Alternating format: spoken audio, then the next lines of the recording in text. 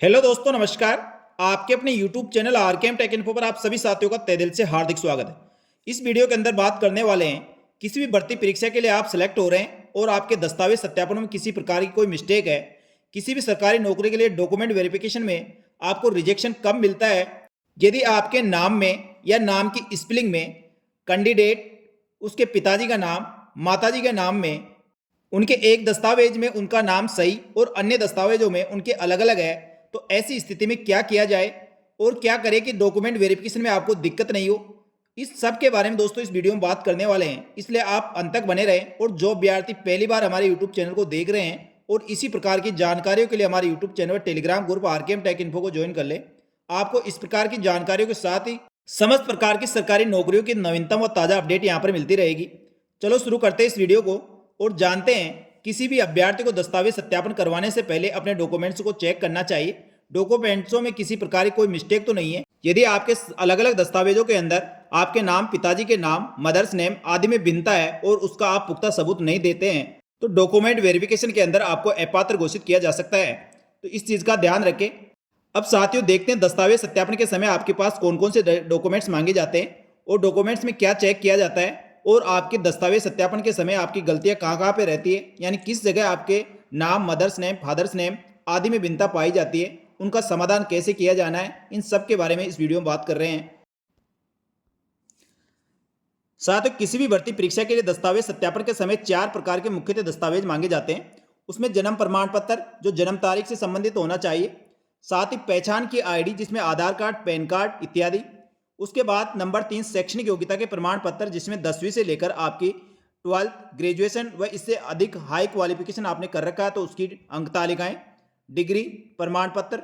उसके बाद नंबर 4 जाति और मूल निवास प्रमाण पत्र। इस प्रकार के लगभग 4 प्रकार के दस्तावेज मांगे जाते हैं और इन्हीं दस्तावेजों के अंदर अभ्यर्थी की कहीं न कहीं मिस्टेक रह जाती है, जिस कारण दस्तावेज सत्यापन करवाते समय उसको परेशानियों का सामना करना पड़ जाता है। इसमें दोस्तों जन्म तारीख में मिस्टेक हो सकती है, आपके नाम में मिस्टेक हो सकती है, पिताजी के नाम में मिस्टेक हो सकती है, अपने माताजी के नाम में मिस्टेक हो सकती है। इन्हीं का ध्यान रखना है। अब मिस्टेक क्या क्या होती है उनके बारे में बात करेंगे। सबसे पहले दोस्तों, कोई भी बच्चा जन्म लेता है तो उसका सबसे पहला प्रमाण पत्र होता है वह जन्म प्रमाण पत्र होता है, जिसमें उसका जन्म प्रमाण पत्र, जन्म स्थान और जन्म तिथि अंकित होती है, उसके पिताजी और माताजी का नाम लिखा हुआ होता है। इसके आधार पर दोस्तों उसका पहचान आईडी बनाई जाती है, जो आधार कार्ड हो सकता है, पैन कार्ड हो सकता है। और उसके बाद जब फर्स्ट क्लास में एडमिशन लेता है तब दोस्तों उसमें वह संशोधन करवा के या उसी नाम के साथ वह स्कूल में प्रवेश करता है। उसके बाद दोस्तों आजकल 5वीं क्लास की बोर्ड एग्जाम होती है, फिर 8वीं क्लास की होती है और फिर 10th बोर्ड एग्जाम होती है। इसके बाद 12वीं क्लास की बोर्ड एग्जाम होती है, फिर आगे आपकी कॉलेज होती है। यहाँ पर गलती दोस्तों या तो अपने माता पिता या अपनी स्वयं की होती है। अपन देखते नहीं है अपने शैक्षणिक योग्यता के प्रमाण पत्रों के अंदर और अपने दस्तावेजों के अंदर अपने नाम, जन्म तिथि आदि के अंदर कोई मिस्टेक है तो अपन निचले स्तर से यदि आप संशोधन करवा लेते हैं, यानी 10वीं क्लास के बोर्ड के एग्जाम से पहले यानी 9th क्लास तक आप आसानी से अपने स्कूल स्तर पे उसमें संशोधन करवा सकते हैं और उसी के आधार पे आप अपने 10वीं, 12वीं और ग्रेजुएशन कर सकते हैं, जिससे आपके समस्त शैक्षणिक प्रमाण पत्रों में आपके समान डिटेल हो सकती है।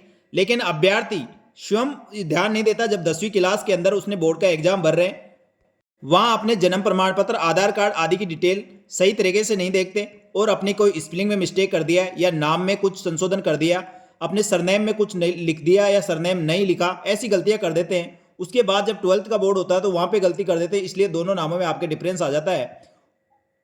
जब आपको ये गलती एहसास नहीं होती, लेकिन यदि आप किसी भर्ती परीक्षा के लिए दस्तावेज सत्यापन के लिए पात्र हो जाते हैं, उस समय आपको दोस्तों इसकी दिक्कतों का सामना करना पड़ता है, क्योंकि इससे पहले भी अभ्यर्थी ध्यान दे तो उसमें संशोधन करवा सकता है, आसानी से करवा सकता है। लेकिन सबकी आदत यही होती है, जब प्यास लगती है तब कुआं खोदा जाता है। उससे आगे बहुत सारी परेशानियों का सामना करना पड़ सकता है और कई प्रक्रियाओं से गुजरने के बाद आप इनमें संशोधन करवा सकते हैं।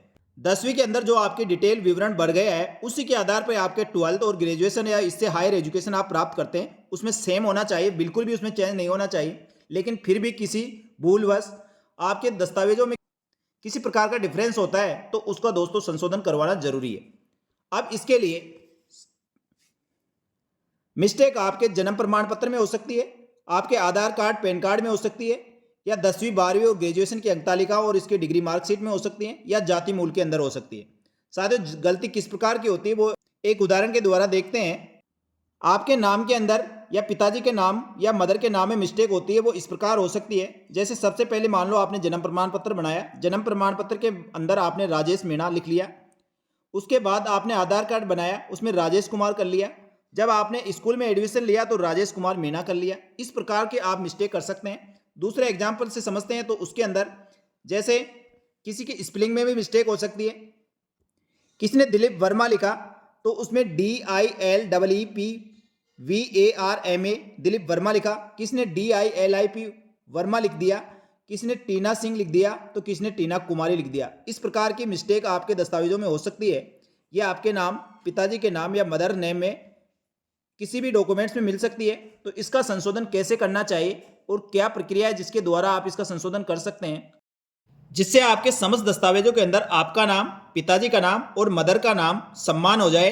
साथियों, आपके जन्म प्रमाण पत्र में इस प्रकार के मिस्टेक हो और एजुकेशन के दस्तावेजों में सभी में सही है, तो सबसे पहले आपको जन्म प्रमाण पत्र को अपडेट करवाना होगा। जन्म प्रमाण पत्र आपका जहाँ से बनाया गया है, पंचायत से या आपके नगर पालिका से या नगर परिषद से, जहाँ से भी आपका जन्म प्रमाण पत्र जारी हुआ है, वहाँ से सबसे पहले आपको जन्म प्रमाण पत्र का संशोधन अपनी शैक्षणिक योग्यता के शैक्षणिक प्रमाण पत्रों के आधार पर आपको अपडेट करवाना होगा।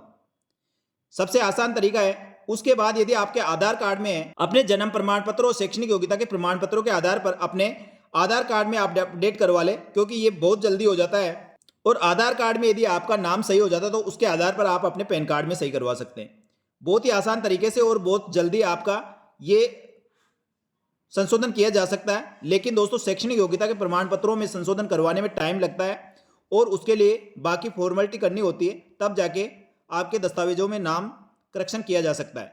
किसी अभ्यर्थी के जन्म प्रमाण पत्र, पैन कार्ड, आधार कार्ड के अंदर किसी प्रकार के नाम में मिस्टेक है तो आप तुरंत प्रभाव से पहले उसमें संशोधन करवाएं। इससे आपके शैक्षणिक योग्यता के प्रमाण पत्रों के आधार पर सभी जगह आपका नाम सम्मान हो जाएगा। दूसरा केस ये बनता है, आपके जन्म प्रमाण पत्र, आधार कार्ड, पैन कार्ड आदि में आपका नाम, पिताजी का नाम, मदर नेम सब सही है, लेकिन आपके शैक्षणिक योग्यता के प्रमाण पत्रों के अंदर भिन्न भिन्न आपके नाम है। उसके अंदर जैसे दिलीप वर्मा स्पेलिंग आपने मिस्टेक कर दी, टीना सिंह कर दिया, टीना कुमारी कर दिया। दूसरे एग्जाम से समझते हैं, तो आपने जैसे 10वीं बोर्ड का एग्जाम फॉर्म भरा तो उसमें राजेश कुमार कर दिया, 12वीं के में राजेश कुमार मीणा कर दिया।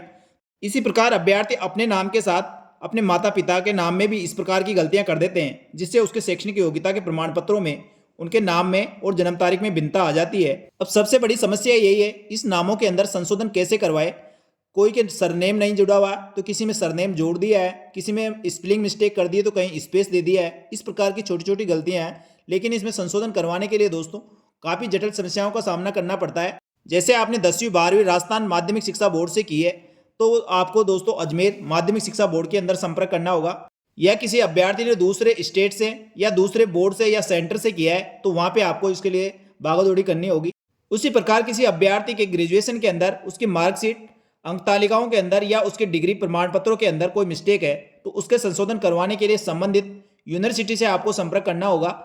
लेकिन दोस्तों, इसका संपर्क करने से पहले आपको एक प्रक्रिया करनी होती है, उस प्रक्रिया के तहत ही आप अपने नामों में संशोधन करवा सकते हैं।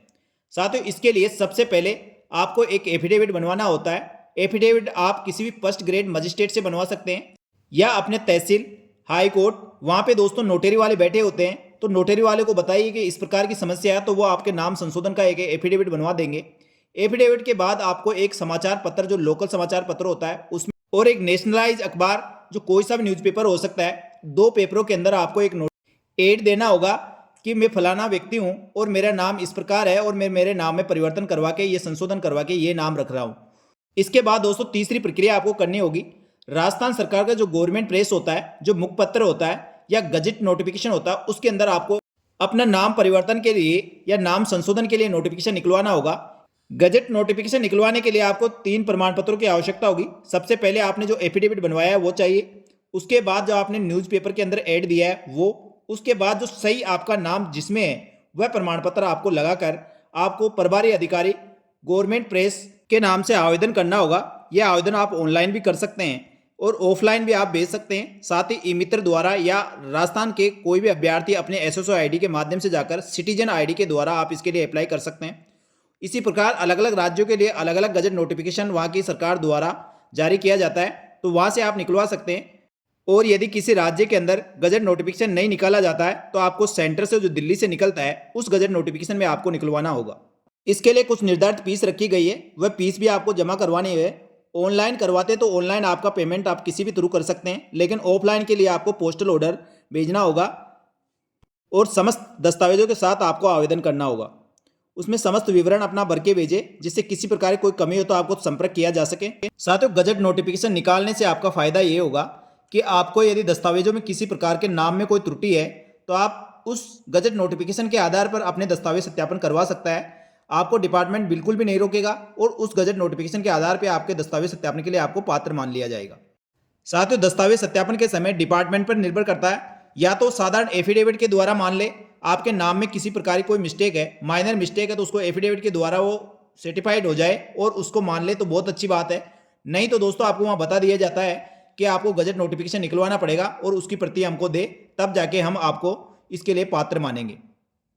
उस प्रक्रिया में दोस्तों आपको गजट नोटिफिकेशन निकलवाना होगा और जो प्रक्रिया मैंने बताई थी उसके द्वारा आप गजट नोटिफिकेशन निकलवा सकते हैं। जब दोस्तों एक बार गजट नोटिफिकेशन निकल जाता है और उसका प्रमाण पत्र आपके पास आ जाता है, उसके बाद आप उस गजट नोटिफिकेशन के आधार पर कहीं पे भी किसी भी दस्तावेज के अंदर अपना नाम संशोधन करवा सकते हैं। इस गजट नोटिफिकेशन में यही लिखा होता है कि आपने नाम संशोधन करके, जैसे राजेश कुमार की जगह राजेश कुमार मीणा कर लिया है, या अपना पूरा नाम चेंज करके राजेश कुमार की जगह आपने अजय कुमार कर लिया है। इस प्रकार दोस्तों अपने दस्तावेजों के अंदर नाम संशोधन की प्रक्रिया इस प्रकार होती है, तो इस प्रक्रिया के द्वारा अपने दस्तावेजों में आप नाम संशोधन करवा सकते हैं। धन्यवाद दोस्तों, ये जानकारी आपको अच्छी लगी तो वीडियो को लाइक करें और अपने दोस्तों के साथ शेयर करें, जिससे उनको भी इस प्रकार की जानकारी मिल सके।